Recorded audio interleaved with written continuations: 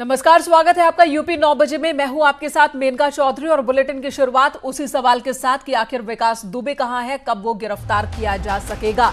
कानपुर कांड को बीते 6 दिन हो चुके हैं, लेकिन अभी भी विकास तक पुलिस नहीं पहुंच पाई है। वो भी तब जब उत्तर प्रदेश पुलिस की 100 से ज्यादा टीमें उसकी तलाश में जुटी हुई है। एसटीएफ की टीम लगातार पीछा कर रही है, सीआईए की टीम जो है वो पीछा कर रही है और साथ ही उत्तर प्रदेश की पुलिस, दिल्ली पुलिस और दूसरे राज्यों की पुलिस के भी संपर्क में है।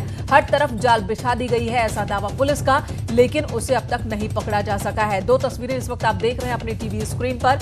पहली तस्वीर सीसीटीवी फुटेज की, जिसमें जो शख्स दिख रहा है ब्लू जीन्स और ब्लू टी शर्ट पहने हुए, मास्क लगाए और एक बैकपैक लिए, बताया जा रहा है कि यह शख्स ही विकास दुबे है, जो कि फरीदाबाद के एक होटल में ठहरने के लिए, छिपने के लिए पहुंचा था। लेकिन इसके पास कोई वैध उस वक्त पहचान पत्र नहीं, जिसकी वजह से होटल में इसके नाम पर कमरा बुक नहीं हो पाया था। इस बीच पुलिस को भी भनक लगती है कि विकास दुबे एक होटल में एक गेस्ट हाउस में छिपने के लिए पहुंचा है। पुलिस टीम दबिश डालती है। 2 गुर्गे विकास के 2 सहयोगी यहां से पकड़े जाते हैं, लेकिन विकास भाग निकलने में कामयाब होता है। विकास ने अपना हुलिया भी बदल रखा है। ये जो तस्वीर जो सीसीटीवी फुटेज से सामने आई है, इसमें जो शख्स इस वक्त आप देख रहे हैं मास्क लगाए हुए, बताया यही जा रहा है, आशंका यही जताई जा रही है कि यही वो शख्स है विकास दुबे, जो कि गुनहगार है। 8 पुलिसकर्मियों की हत्या होती है और पुलिस टीम पर हमले के मामले में मुख्य आरोपी और 60 से ज्यादा मामले इसके खिलाफ दर्ज है। इस वक्त हमारे सहयोगी ऋषभ मणि त्रिपाठी लखनऊ से हमारे साथ जुड़ चुके हैं। ऋषभ, बार बार छक आ रहा है ये, UP police, Delhi police, Haryana की पुलिस, मध्य प्रदेश की पुलिस, राजस्थान की पुलिस, सभी सतर्क, सबकी मदद ली जा रही है, लेकिन ये पकड़ में नहीं आ रहा है। इस वक्त क्या अपडेट इस मामले में?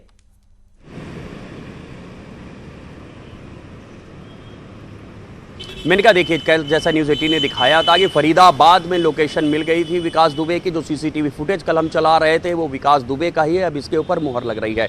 अभी हमारी जो एसटीएफ के सोर्सेज से बात हुई उसके मुताबिक फरीदाबाद में ही अमर दुबे, विकास दुबे साथ में ही थे, लेकिन जब एसटीएफ और हरियाणा पुलिस का दबाव बढ़ा है तो सब अलग अलग हो गए हैं। अमर दुबे वहां से एमपी के लिए फरार होना चाहता था और हमीरपुर मौधा पहुंचा था, लेकिन बॉर्डर पर भी पुलिस और एसटीएफ की सख्ती देखकर वो फिलहाल अपने एक रिश्तेदार के पास मौधा में छुपने जा रहा था, जब एसटीएफ ने आज सुबह उसको घेर लिया है। क्योंकि एसटीएफ पहले से ही जितने भी रिश्तेदार हैं विकास दुबे के या उसके साथ जो लोग फरार हुए हैं, वो उनके रिश्तेदारों, उनके करीबियों पर नजर रखे हुए। चूंकि इतना क्रूशल समय है, इस वक्त कोई भी व्यक्ति विकास दुबे और उसके साथ फरार आरोपियों को पनाह नहीं देगा, इतना पुलिस का दबाव है। लिहाजा वो अपने किसी करीबी रिश्तेदार के यहाँ पनाह पाएंगे या ऐसे लोगों के पास जिसका उन्होंने फायदा करवाया है, जिसका उन्होंने अमीर बनाया है। तो उसी प्लानिंग के तहत अमर दुबे मौधा पहुंचा था, अपने एक रिश्तेदार के यहाँ छिपने की फिराक कर रहा था। इसी बीच एसटीएफ के साथ उसका शूट आउट शुरू हो जाता है। और जी ऋषभ, इस बारे में कोई जानकारी हासिल हो पाई है क्या कि जब वो फरीदाबाद से भागा मध्य प्रदेश के लिए और जब वो हमीरपुर पहुंचा तो किस वाहन से था, किस तरह से भागा? इस बीच भी क्या उसने किसी से मदद ली? उसके साथ कोई और भी था अमर दुबे के साथ? इस बारे में कोई इंफॉर्मेशन है क्या अभी? मैंने कहा देखिए, अभी हमें जो सोर्सेस से जानकारी मिल रही है उसके मुताबिक ये बार बार वाहन बदल रहा था। जो अभी तक एक जानकारी हासिल हो रही है कि इसने 1-2 जगह लिफ्ट भी ली है, 1-2 जगह कुछ लोगों ने इसकी मदद भी की है, पब्लिक ट्रांसपोर्ट पे भी चढ़ा है, ट्रक पे भी चढ़ा हुआ है। ये किसी एक वाहन से नहीं आया, ये लगातार वाहन बदल रहा था। इसी वजह से एसटीएफ को इसको ट्रैक करने में दिक्कत भी हो रही थी। लेकिन ये ज़रूर मान के चल रही थी एसटीएफ कि ये अपने किसी करीबी रिश्तेदार के घर ही पनाह पाएगा या ये पूरी कोशिश करेगा कि किसी पड़ोसी राज्य में दाखिल हो जाएं। क्योंकि फरीदाबाद में पुलिस और एसटीएफ का इतना दबाव बन चुका था कि विकास दुबे ने ही तय किया कि सब लोग अलग अलग निकल जाएं, अब सब लोग साथ नहीं रहेंगे। जिसके बाद अमर दुबे निकला है और एमपी जाने की फिराक में था, लेकिन मौधा में ही उसके साथ एनकाउंटर हुआ है और एसटीएफ ने उसको मार गिराया है। 482 किलोमीटर से ज्यादा की दूरी है हमीरपुर और फरीदाबाद में, और ये दूरी ये अलग अलग वाहनों से और लिफ्ट लेकर के तय कर लेता है और पहुंच जाता है वहां तक, और वो भी तब जब जगह जगह चेकिंग चल रही है, तमाम चेक पोस्ट पर चेकिंग चल रही है तब भी।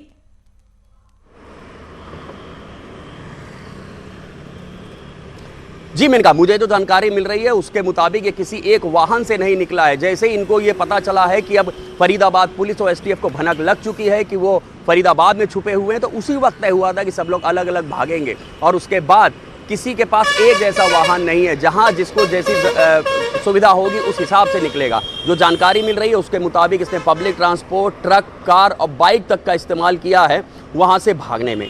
लेकिन यहां जब घिर गया है मौधा में, इसने अपनी ऑटोमेटिक पिस्टल से जब फायरिंग की, उसके बाद एसटीएफ की जवाबी कार्रवाई में ये ढेर हुआ है। हालांकि अभी तक पुलिस या एसटीएफ ये क्लियर नहीं कर रही है क्या इसके पास वही पिस्टल थी जो उस दिन पुलिसकर्मियों से लूटी गई थी, क्योंकि वारदात की रात जब 8 पुलिसकर्मियों की शहादत हुई थी, 5 वेपन पुलिस के छीने भी गए थे, जिसमें एक AK-47 राइफल शामिल है, एक इंसास, 2 9mm के पिस्टल और एक ग्लॉक पिस्टल। हालांकि एक 9mm की पिस्टल बरामद हो गई थी जब इसके मामा प्रेम प्रकाश और अतुल दुबे को एनकाउंटर में पुलिस ने मार गिराया था, वहां से एक पिस्टल बरामद हो गई थी। लेकिन अब भी एक AK-47, एक इंसास राइफल, एक ग्लॉक पिस्टल और एक 9mm की पिस्टल इस गैंग के पास थी। जी, अमर दुबे ने ऑटोमेटिक पिस्टल से फायरिंग की थी। लेकिन अमर क्या दुबे के खिलाफ दर्ज हैं? कितने मामलों में वो वांछित था? 25,000 का इनाम भी इस पर था।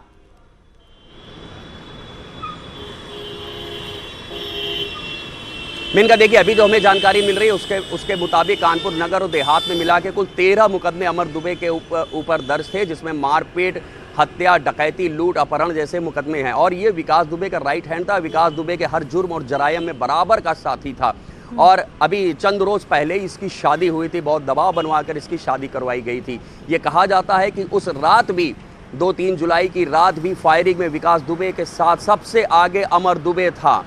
बताया जा रहा है कि उस वक्त भी एक 30 स्प्रिंगफील्ड राइफल अमर दुबे के पास थी, जिस राइफल से फायरिंग की गई थी। फिलहाल तो पुलिस टीम की ओर से प्रेस कॉन्फ्रेंस का इंतजार करेंगे कि वो क्या बताते हैं इस पूरे एनकाउंटर के बारे में।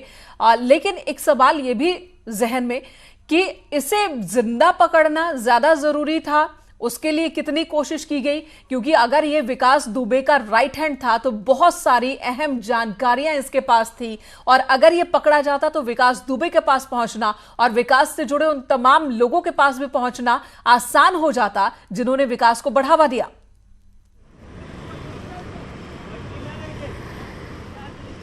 जी मेनका, इसमें बिल्कुल कोई शक नहीं है। अगर अमर दुबे जिंदा पकड़ लिया जाता तो जाहिर है कि एक बड़ी सफलता वो भी होती, ताकि विकास के बारे में, विकास के करीबियों के बारे में, विकास के ठिकानों के बारे में, विकास के जो बिल्कुल। ऋषभ, एक और बड़ी खबर इस वक्त आ रही है, और ये खबर आ रही है विकास दुबे पर शिकंजा कसा है। शहडोल से खबर है, विकास दुबे का साला गिरफ्तार किया गया है। नाम है इसका राजू खुल्लर, जिसे पुलिस ने गिरफ्तार कर लिया है।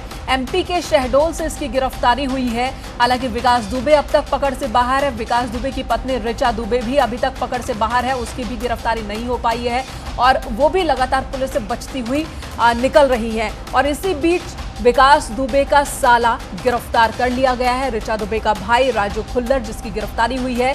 मध्य प्रदेश के शहडोल से इसकी गिरफ्तारी हुई है। तो एक बड़ी कामयाबी कह सकते हैं इस गिरफ्तारी को। बहुत अहम सी जानकारियां इससे हासिल की जा सकती है। विकास दुबे का साला, जिसका नाम राजू खुल्लर, ऋचा दुबे का भाई, गिरफ्तार कर लिया गया है। मध्य प्रदेश के शहडोल से ये गिरफ्तारी हुई है।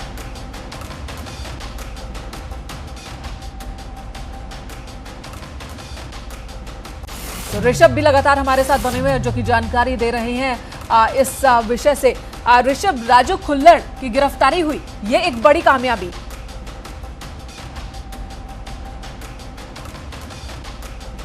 तो विकास दुबे का साला राजू खुल्लर, जिसकी गिरफ्तारी हुई है। करीबी प्रभात मिश्रा भी हिरासत में है। विकास का एक और सहयोगी है, वो हिरासत में लिया गया है। तो विकास का सहयोगी अमर दुबे, वो एनकाउंटर में ढेर कर दिया जाता है, लेकिन उसकी मदद करने वाले 3 लोग इस वक्त कह सकते हैं जो बड़े नाम हैं, जो 3 करीबी हैं, वो इस वक्त हिरासत में हैं। विकास का एक सहयोगी है प्रभात मिश्रा, वो हिरासत में है। विकास का साला, उसकी गिरफ्तारी हुई है राजू खुल्लर की, मध्य प्रदेश के शहडोल से। और इससे पहले जय वाजपेयी से लगातार STF की टीम पूछताछ कर रही है, उसकी गिरफ्तारी हुई है। तो ये 3, हालांकि कई और गिरफ्तारियां भी हुई है। नौकर और नौकरानी को भी पुलिस ने गिरफ्तार किया है। 2 सहयोगी, 2 गुर्गे हरियाणा से और फरीदाबाद से गिरफ्तार किए गए हैं। लेकिन जो 3 अहम नाम, जिनसे अहम खुलासे हो सकते हैं, अहम जानकारी हासिल की जा सकती है, वो 3 नाम हैं। विकास दुबे का साला राजू खुल्लर, जिसकी गिरफ्तारी मध्य प्रदेश से होती है, और वहीं विकास दुबे का एक सहयोगी प्रभात मिश्रा, उसकी भी गिरफ्तारी होती है। तो लगातार कार्रवाई चल रही है। हमीरपुर में विकास दुबे का साथी अमर दुबे मार गिराया जाता। हमीरपुर में एसटीएफ ने एनकाउंटर किया। 25,000 का इनामी था अमर दुबे।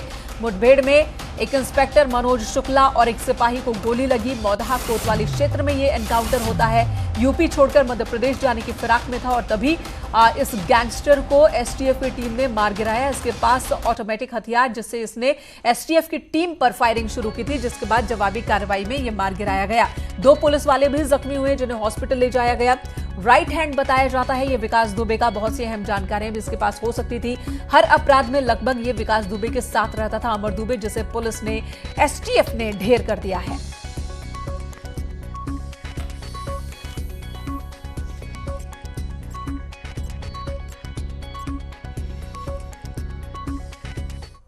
कानपुर वाले मामले में विकास दुबे लगातार अभी भी फरार है। उसका एक साथी हमीरपुर इनकाउंटर में मारा गया है। बताया जा रहा है कि अमर दुबे फरार था और मध्य प्रदेश के एरिया में भाग रहा था। वो ये मौदहा पुलिस और एसटीएफ को कामयाबी मिली है, उसको ढेर किया गया है। ये वो जंगल है मौदहा के जहां पर उसको ढेर किया गया है और यहाँ से अभी भी पुलिस की कॉम्बिंग लगातार जारी है। बताया ये जा रहा है कि साथ ही साथ अमर दुबे ने पुलिस पर भी फायरिंग किया है। उसमें एक एसओ मनोज शुक्ला को भी गोली लगी है। साथ ही एसटीएफ के दरोगा सत्यप्रकाश और राजू को भी गोली लगी है, तो उनको भी हॉस्पिटलाइज किया गया है। तो देखा जा रहा है कि ये पुलिस और एसटीएफ को कामयाबी मिली है, जिसमें अमर दुबे को ढेर किया गया है। पुलिस की अभी तक जंगल में लगातार कॉम्बिंग जारी है। यहाँ पर भारी पुलिस बल लगा दिया गया। 1 किलोमीटर एरिया पूरा सील कर दिया गया है। तो देखा जा रहा है कि पुलिस के बड़े अधिकारी भी मौके में मौजूद हैं।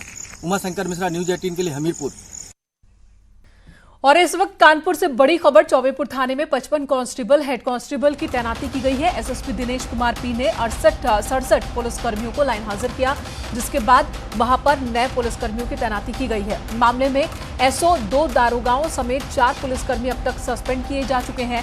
हिस्ट्री शीटर विकास दुबे से सांठगांठ के शक में यह कार्रवाई की गई। सर्किल के कई और थानों के पुलिसकर्मियों की भूमिका भी संदेह के घेरे में है। बताया जा रहा है कि चौबेपुर के साथ ही आसपास के थाने के कई और पुलिसकर्मी, लगभग 200 संख्या है इन पुलिसकर्मियों की, जो कि इस वक्त संदेह के घेरे में है। और बड़ी संख्या में 68 पुलिसकर्मियों को लाइन हाजिर कर दिया गया।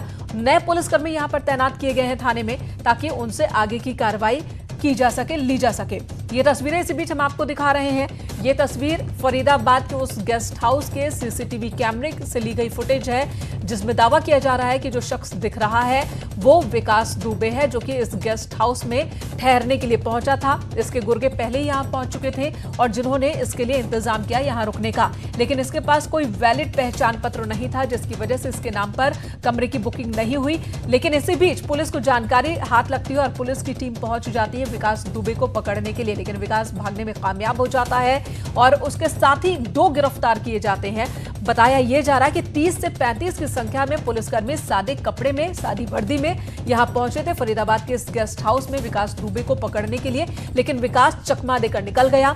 तमाम टीमें लगी हुई है, 100 से ज्यादा यूपी पुलिस की टीम लगी हुई है। हरियाणा, दिल्ली की पुलिस से भी मदद ली जा रही है। एसटीएफ लगातार पीछा कर रही है, लेकिन जो नतीजा है वो सिफर है, 0 है। अभी तक इसकी गिरफ्तारी नहीं हो पाई है। 8 पुलिसकर्मियों की हत्या के बाद से लगातार विकास फरार चल रहा है और भागने के लिए कभी वो बाइक तो कभी साइकिल की मदद ले रहा है, सहारा ले रहा है। 2 तस्वीरें इस वक्त आपको दिखा रहे हैं। पहली तस्वीर विकास दुबे के बारे में जो कहा जा रहा है कि ये विकास दुबे हो सकता है, और दूसरी तस्वीर उस वक्त की जब अपनी पत्नी को चुनाव के लिए उतारा था उसने। इधर ग्रेटर नोएडा से बड़ी खबर आ रही है। ग्रेटर नोएडा के बिसरख थाना क्षेत्र में पुलिस और बदमाशों के बीच एनकाउंटर हुआ है और इस मुठभेड़ में 25,000 का इनामी बदमाश पुलिस की गोली लगने से घायल हुआ, जिसे अस्पताल में भर्ती कराया गया, जबकि एक बदमाश मौके से भागने में कामयाब रहा। पुलिस के मुताबिक आरोपी के पास से बाइक, तमंचा और कारतूस बरामद किया गया है।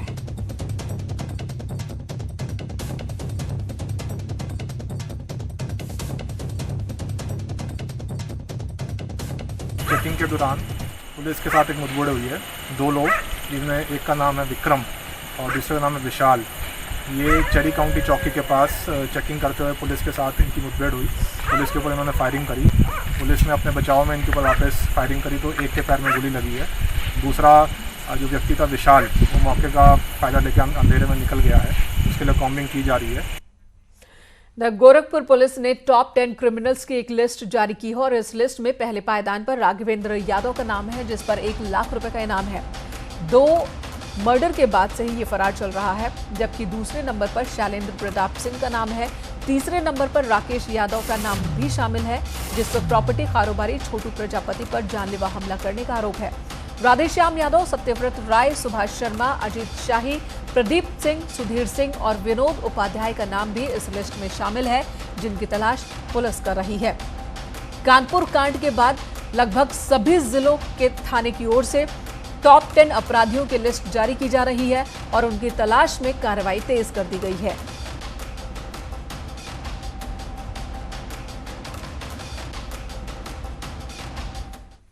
हरदोई के शहर कोतवाली इलाके में तालाबों पर अवैध कब्जा कर बनाए गए मकानों पर डीएम के आदेश के बाद प्रशासन ने बुलडोजर चलवाया। खबर है कि 11 मकानों को चिन्हित कर पालिका ने कार्रवाई की है। आरोप है कि जिन मकानों को गिराया गया है उन मकानों को तालाब की जमीन पर अवैध कब्जा कर बनाया गया था, जिसे अब खाली करा लिया गया है।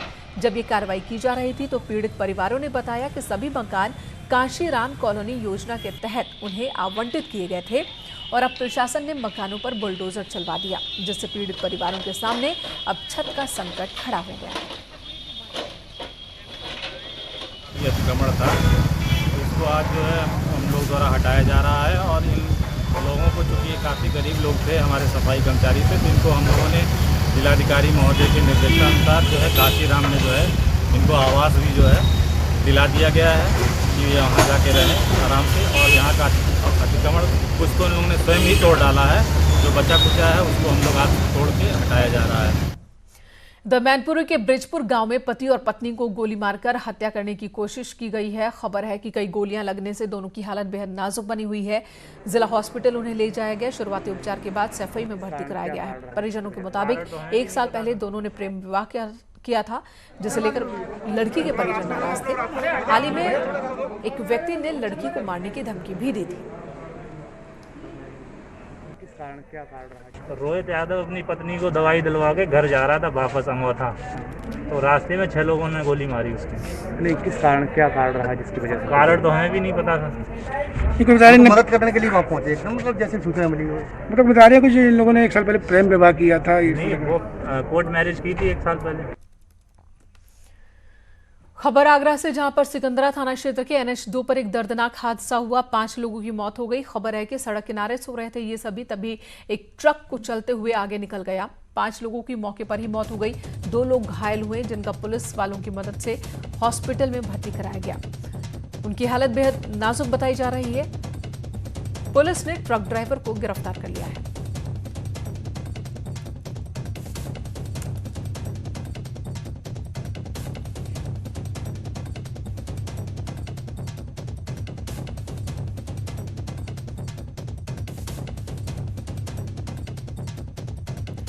तो एक दर्दनाक हादसा, एक बड़ा हादसा हुआ है। सड़क किनारे सो रहे थे सभी लोग और तभी एक ट्रक तेजी से आता है और सभी को रौंदता हुआ आगे निकल जाता है। इस हादसे में 5 लोगों की मौके पर ही मौत हो गई। वहीं 2 लोग घायल हुए हैं, जिनकी स्थिति बेहद नाजुक बताई जा रही है। ट्रक ड्राइवर को पुलिस ने गिरफ्तार कर लिया है। सुल्तानपुर में बाइक सवार बदमाशों ने एक शख्स को गोलियों से भून दिया। मौके पर मौजूद लोगों की मदद से खून से लथपथ शख्स को जिला हॉस्पिटल ले जाया गया, जहां डॉक्टरों ने उसे मृत घोषित कर दिया। मामला धम्मौर थाना क्षेत्र के रामापुर गांव का है। बाइक सवार 2 बदमाशों ने चौराहे पर टहल रहे विजय शुक्ला पर गोलियां चलाई। गोली लगने से वहां भगदड़ मच गई। वारदात को अंजाम देने के बाद बेखौफ बदमाश मौके से भाग निकले। हत्या की खबर पाकर एसपी भी मौके पर पहुंचे। ऐसी आशंका जताई जा रही है कि ये सुपारी किलर्स थे जिन्होंने वारदात को अंजाम दिया। संभल में लोगों की संवेदनहीनता की एक तस्वीर सामने आई है। हादसे में घायल बाइक सवार घंटे भर सड़क पर तड़पता रहा, लेकिन किसी ने भी उसकी मदद नहीं की, जिससे एक युवक की मौत हो गई। इस घटना में सिस्टम की भी पोल खुल गई। बताया जा रहा है कि डीजल नहीं होने की वजह से टाइम से एम्बुलेंस नहीं पहुंच पाई। गुन्नौर थाना के धनीपुर गांव में ये हादसा हुआ।